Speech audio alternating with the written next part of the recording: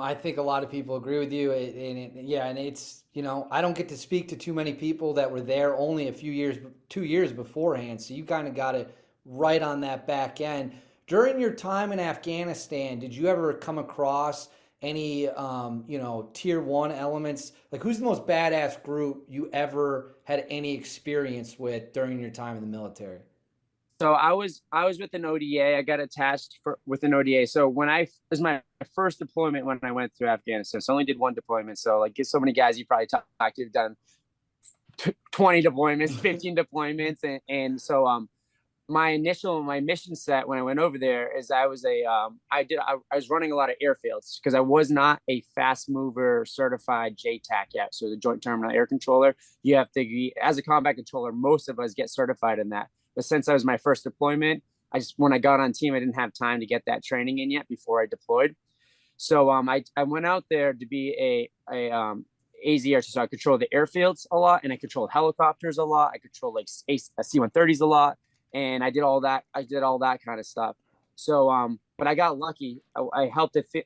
There's big giant operation that we're doing over there, and they needed to do an infill of like 3 different ODAs to go in there to push through this big area. So I did all the air traffic control to bring in all the C-130s, the support, everything we needed, and I was able to hop on the missions, go into missions, and be like the JTAC's like assistant on the mission. So I didn't have to do really anything besides be a gun in the fight and help out the ODAs. But I remember just the guys that were working with the ODAs, they're different than like a lot of guys will go tier one and then come back to the ODAs and be like a team sergeant on the ODAs. And that's what happened with the team I was with, and just their knowledge about watching these guys who've done I don't know how many deployments this guy did and was a tier one operator. It's like watching a really good carpenter do work and you don't know anything about carpenter. You know what I mean? Like somebody with oh, he's got a skill in this. I probably watch like a professional fighter who fight. Like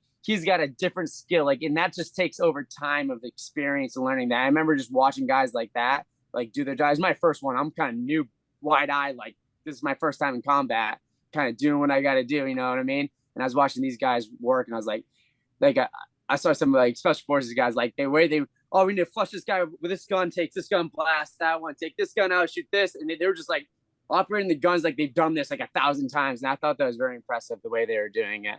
So that I would say that was the most thing. But I didn't work with any tier one operators besides guys that were they came back to the special forces ODAs, normal tier 2 groups, and I saw some cool stuff. There were CIA guys out there. It was kind of wide open to see who was on the ground doing. But one thing I did realize is like, even in these big operations, everybody was working together. We had MARSOC guys, we had Navy attached to the ODA, we had Navy EOD guys, we had the Green Berets, it was just like everybody worked together on the missions. It's like it's funny, everybody goes to all these different training groups and stuff like that. When they get deployed, everybody's on the same team working together to do the mission. So I thought that Air Force guys, it was just cool. It was definitely an experience.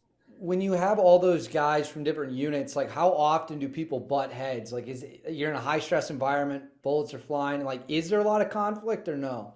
Um, Not at my level. No, I didn't see anything. You know what I mean? Like, you knew who was the bosses over there, the guys who had the experience, like the team sergeants. Like, I was very impressed with the ODA team sergeants.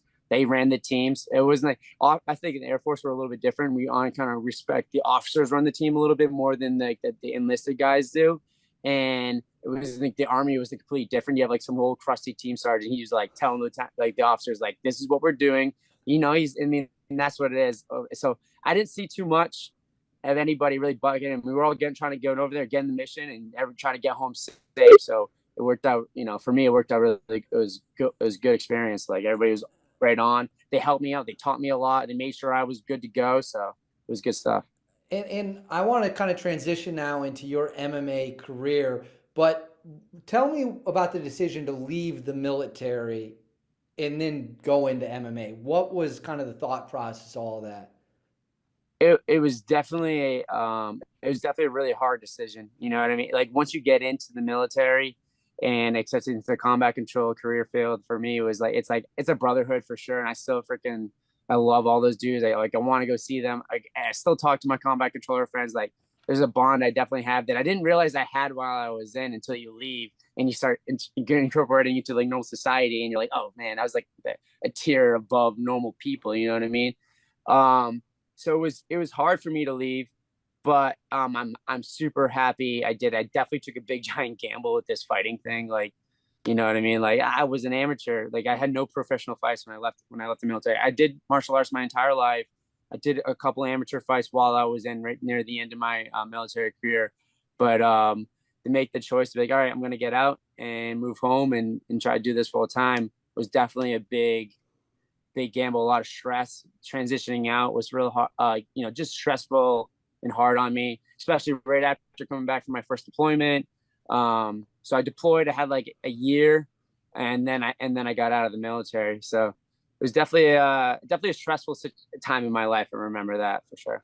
So you go from being a combat controller to an MMA fighter. Is it safe to say you're an adrenaline junkie? It's fair. Like I think I developed a adrenaline junkie kind of thing, and I wasn't an adrenaline junkie initially. Like I'm scared of heights. All right. I don't like going up on anything high if I don't have to. When I was sorry, my battery just died. But when I was is you still there? Sorry. Yeah, I'm Yeah, good. I'm scared of heights. When I was a kid, I wasn't really big into like deep water or anything like that. You know what I mean? And scared of the dark almost, but like as some reason, like I think I got this new thing of like accomplishing my goals, and I think being that, especially my first MMA, so my first MMA fight, that was the biggest adrenaline like adrenaline thing I've ever had in my entire life. And then when I went to the military, I had to jump out of planes. That was crazy adrenaline, and I think I've developed this like conquering your fear and you can do stuff mentality. And so yeah, now I kind of need it. I'm like, oh, if I'm bored if I don't get things. But I mean, I also, I mean, I surf, I snowboard, I skateboard, done a lot of things to hurt myself my entire life for sure. So can you explain to the viewers who might not know anything about MMA? And I gotta be honest with you, I'm a casual UFC fan. I watch the big cards, but I'm not an expert in the nitty gritty. Like, what is the traditional path for like an MMA guy if he's chasing to get to the top of that world? Like, what's that look like? We know what it looks like for football. We know what it looks like for basketball. How's that play out for an MMA fighter? I mean, that's the big difference between MMA and like the traditional sports you're talking about. Like you have the collegiate, that line of going, and then and mixed martial arts, you don't really have. I mean, you have the wrestlers aspects, but being a good wrestler doesn't necessarily going to mean you're going to be a great MMA fighter. So it really looks a lot different for everybody. I mean, I was a traditional martial artist as a kid growing up, and then I found MMA was big because when we were on the same age when I was in high school, that's when the UFC started, like Chuck Liddell and like all those guys started like building the sport like crazy, and that's how I found it. I was just originally actually a hockey player. I played like Oh, competitive nice. high school. I played junior hockey. Oh, you played I, juniors? Where yeah, at? yep.